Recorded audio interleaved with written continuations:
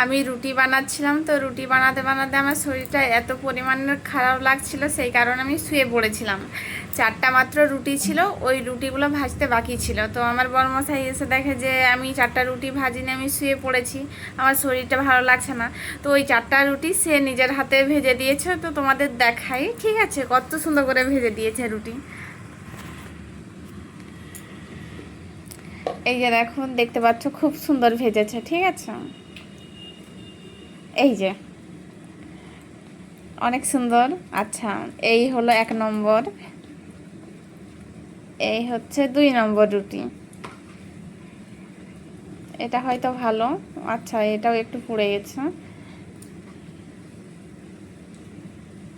এই দেখো, আর এইগুলো আমার বানানো রুটি, এইগুলো আমার বানানো। তো যাই হোক, বড়মশাই প্রথমবার রুটি বানিয়ে দিয়েছে। বড়মশাই প্রথম রুটি বানিয়ে দিয়েছে বলে কথা, কিছু করার নেই, খেতেই হবে। সুন্দর হয়েছে, সুন্দর।